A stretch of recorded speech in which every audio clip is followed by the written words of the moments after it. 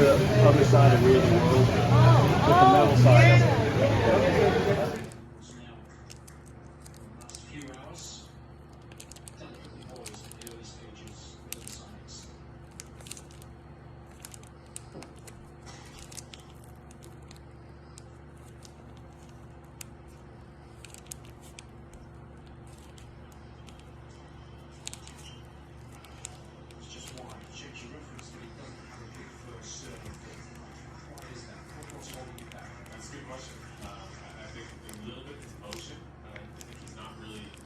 Guys, welcome back to my channel. I'm Matt. This is Prime Analog Records. Today, what I wanted to talk to you guys about, first of all, let me start out by saying, if you guys have enjoyed my cooking videos and stuff like that, I think I'm going to stop putting them on this. I just started another channel, and actually just changed my old channel, which was my personal one, into my cooking thing, and my cooking channel, and I'm calling that Prime Analog Gourmet. So if you like that stuff and you want to stay up with me, run over there. Please subscribe. Please hit likes, and everything that you do actually impacts what goes on that channel, and it shows me the kind of stuff that you want to see, the kind of stuff that you're looking for, that stuff that you like. I want to cook. Give me some suggestions on some things you'd like to see me cook. I tend to like barbecue, American fare, Italian food. I'm really pretty adept at all of that. So I'm going to put some of my videos that I've put on here before on there, so not to be redundant, but just to open up and to get started with that. So this video is about my daughter and I went to a record show that was here, and you'll understand the significance of this shirt. But we went to this record show that was over in Orlando. It was the very first one that I had ever gone to. And I'm telling you, it was an exhausting experience. I gotta tell you, I had no idea it was gonna be as exhausting as it was. And we got through, my daughter and I got through about half, and she was going and I was going. And what we did is we split up to the most part, and I'd given her what was on my list. She told me it was on her list. And then we started hunting individually and finding things for each other and stuff like that. So that's a real good strategy. If you've got somebody else to go with and help you with that kind of stuff, that's a pretty good strategy, I think. But it's just a daunting experience. And we got in there probably, we didn't go super early. We went at 10:30. And as I was driving in, Glenn Kellaway from the basement came all the way down from Canada to go to this thing, which I was shocked about anyway. Plus, I got to tell you, because the way he films, I could never tell, but he's actually very tall. He's like 6'2". So I was pretty surprised at that. But he stopped and we talked for a moment in the car. I introduced him to my daughter, and it was kind of fun. I always love seeing these guys that I watch their channels and stuff like that in the wild. I also saw Boz from that Vinyl channel, and we talked a little bit too. And he's actually fairly local. I think he lives over in Lakeland or Tampa or something like that. But anyway, I want to show you what I got. And I'm going to put in here a flip through where my daughter sent me of the records that I got her some, and she got me some, and this is going to be what I found as far as what I found there. We spent 4 hours there, and that was just exhausting. We could have spent another 4 hours because we only got through half the show. It's that many things, but they're going to have another one coming back in February. So I figured we'll go and do it again, and I can heal up from that. Get some energy. So anyway, so here we go. This I found, I just couldn't pass it up. It's Michael Franks, and I couldn't pass it up. This is one of my favorite albums by him, Objects of Desire, and it's super clean. It's super beautiful. It's just one of those great albums that you can't have too many, and that I've got this, now I can you know, to the most part, I could turn around and VCLT that to somebody who I think would really enjoy it. I had a damaged, you know, when you go through these things, you have to you have in your mind what your collection is and the holes that you have in it and that you want to fill. And what I did is just that. I have some things like this next album. I have the album, but the problem is there's a little crack in the top in the vinyl itself. So I have to avoid that one song, the first song on both sides, and I found a super clean copy, and it's "Holiday" by America. And I got this, and it's a great shape. It's super clean, and best thing, no crack in the in the vinyl. Okay, so moving on. I found this, and you guys can see this was on my list. This was one of the ones I was looking for on my list. This is Pat Metheny's second album, I believe. I'm not 100% sure, but it's on ECM, of course, and it's an amazing album. It sounds very similar to Bright Size Life, and I think it was in '78. I think. Let me see. I think that's when it was. I looked at it a minute ago, and now I've kind of muddied it. It was '78. So, yeah, so that's pretty close because Bright Size Life came out in '76. So that's that. Okay, I found this. I did not have this in my collection, and I mean I couldn't pass it up. It was only like $3, and it's Joe Sample and the Crusaders. And Street Life is such a great song because if you've ever heard it, you remember it because it's Randy Crawford, and she is amazing. And this is a great sounding album. It's very clean. I've listened to all these. I cleaned them all when I got home. Of course, you guys know how OCD I am about all that stuff, so I don't want to play anything. All right, this next one I was very excited to find because it's a first press 1987 George Michael. And it's as clean as you could get outside of that it was opened by somebody else. But look at that beautiful hype on it. Beautiful hype sticker on it. And the condition is sharp, all sharp corners, super clean vinyl. So I'm super happy to add that to my collection. I had one, but it's not all what I wanted it to be. I found this. Paul Davis, Best Of, and it's actually got a lot of songs on there that I've never heard, and it's really, really well recorded and all that, so I couldn't pass that up either. And then we go to, okay, this one's a sentimental favorite because this is the very first album I ever bought with my own money. I think I was 14 years old or 13, and I bought this, and it's a double album, Three Dog Night Around the World. And I was so happy. Look at how great condition this is. I mean, you have to recognize how old this record is. And the records sound great. There's a little anomalies here and there, but I mean, I don't expect, you know, I just needed to replace the one that I had because the whole cover and everything was so used so much, it was just roached. So I couldn't do that. All right, this is another one. These guys, Dave Grusin, I've been listening to him for 40 years, and maybe even closer to 50. And I love his stuff. I love the ensembles that he puts together. The only problem is he doesn't ever tour, and when he does tour, he does very short tours, and he's always on the West Coast. He never comes over here, never comes on the East Coast, which is pretty sad. You know, I got to see and talk to and have him sign one of my albums. Not Dave Grusin, but one of the guys who's playing in this album here, and that's Lee Ritenour.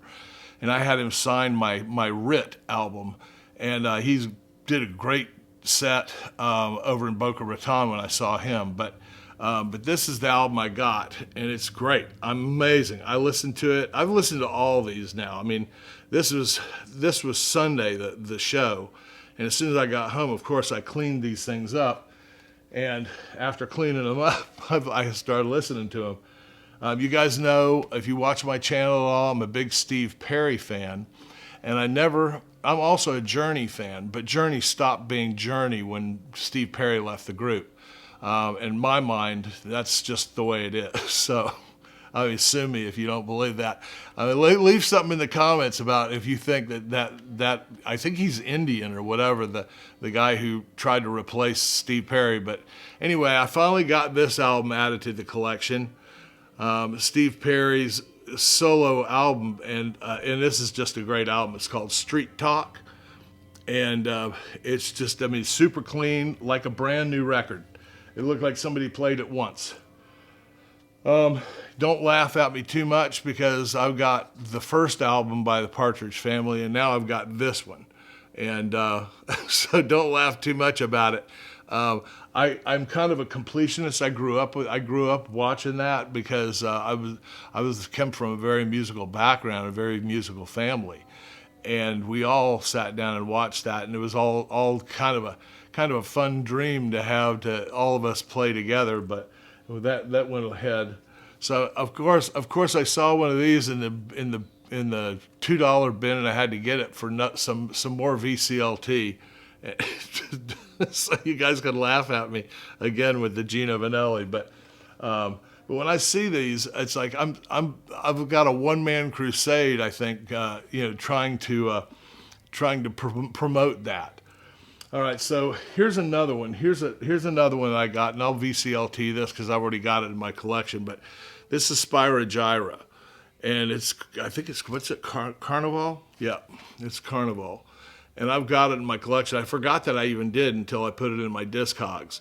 But it's a great album. And, something I heard the other day, and it's, how Mazzy says stuff, and it just kind of rubbed me wrong because he was sitting there talking about Spyro Gyra and something shitty about him, like there was some shitty jazz. And I'm like, you can't be serious, because these guys are incredible musicians.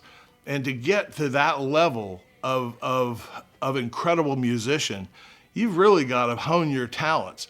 Just because it's not Coltrane or Miles or Art Blakey doesn't mean it's not fabulous, and it's not jazz, and it's not amazing. Smooth jazz is serious jazz. And anybody who doesn't understand that, they don't understand what I was just talking about with Dave Grusin and Lee Ritenour. You can't be sitting there saying that kind of stuff because it's really a punch in the gut for people who really love that kind of music. So just a little cautionary term. But anyway, so I found this. And this is Lanny Hall.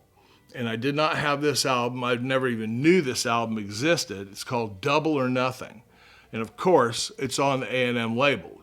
You know why I say of course, is because Lanny Hall is married to, and has been married to, Herb Alpert for almost 50 years, if not maybe 50 years. She's actually very cute there. But she was the lead singer for Sergio Mendes in the Brazil 66.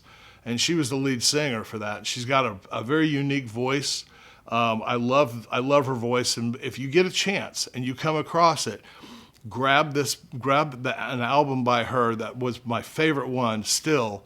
I've got several by her, but they're still, and this one I've heard, it's pretty good. But and there's a couple of songs by that were written by Bill LaBounty, which I really love him as far as a writer and a performer. But honestly, if you come across the album by Lanny Hall called Blush, get it, because it's an amazing record. Everything about it, I mean, every song on it is just really beautiful. It's really amazing. And of course, the players on it, of course, are going to be great because Herb Alpert. I mean, who doesn't want to work with Herb Alpert? So anyway, then this blew my mind when I was flipping around through this stuff, and I came across this. You see what that is? And see, this is like a master tape, but this is actually what you carry feature films in. But this is basically Steely Dan. And this was made. This was this is before all of Steely Dan. It predates all that. And one of the things is it's interesting. I'll tell you that much. I listened to it. Here's the back of it.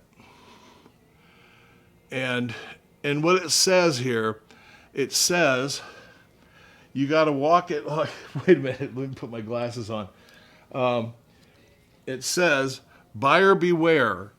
This is neither a Steely Dan album nor a crass attempt to exploit their platinum status in the mighty rock arena. You Gotta Walk It Like You Talk It is simply a historical document heralding the arrival of two major innovators in contemporary music." And it goes on to talk about them and what they were trying to do here. But this is basically a representation of a movie score that they did, and it's quite interesting. You can hear the Steely Dan in there, but it's raw. What do I want to say? It's not slick. It's not. It's kind of raw in places, and there's several songs on there that I just can't deal with. But others, you can hear the Steely Dan there. It's just not slick and perfect. Fagen's voice, once again, you can hear that part there, and you can also hear how he and Walter Becker, what they did is they actually slicked things up. They took things from these like these early projects, and they got in there and they found a formula that worked for them, that they really liked and they liked the sound of. Obviously, this is a very unfinished sounding compared to any kind of Steely Dan, especially even just starting with the "You Can't Buy a Thrill." I mean, it's just it's night and day. But you can hear the Steely Dan in there, and you've got Donald Fagen's voice in there too, which actually lends itself to that. All right, so the best I found, like I said, I found some really cool stuff.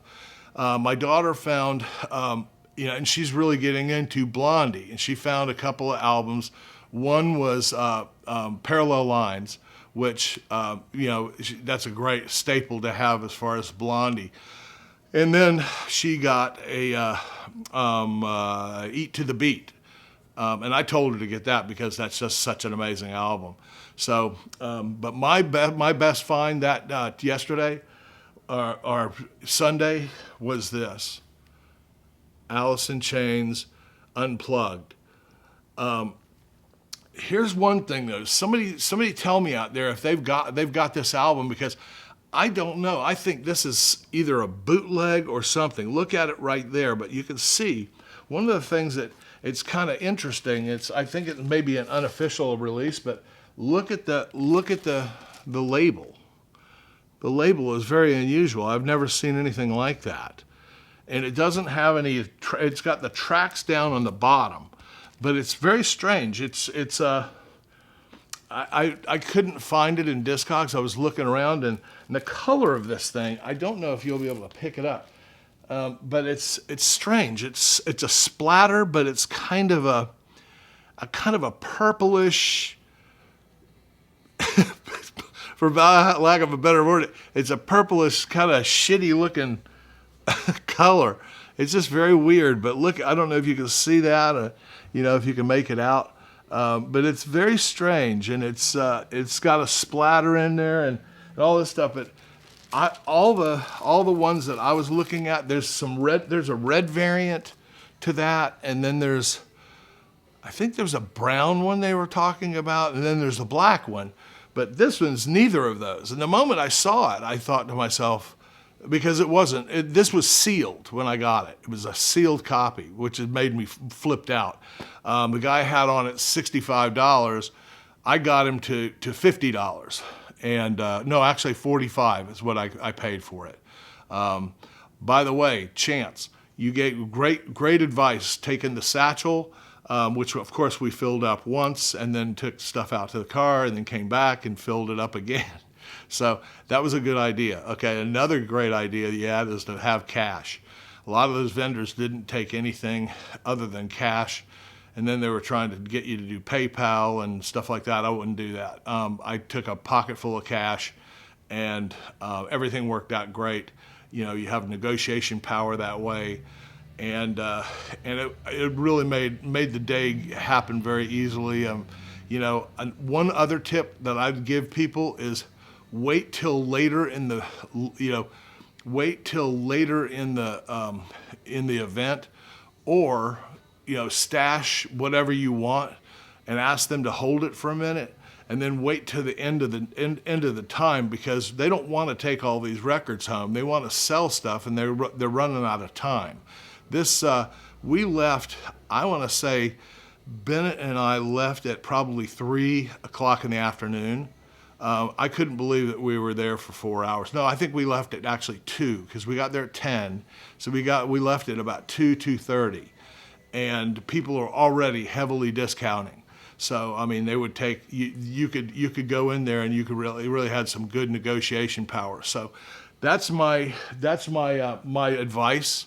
I think it's fun. It's a real fun experience. But recognize you're going to be standing a long time. And actually, I mean, if you really want to look like an idiot, bring some knee pads, because I can't get down there low, and they had tubs on the ground and all that kind of stuff. And a couple of them had stools and stuff, but that wasn't going to help me a whole lot.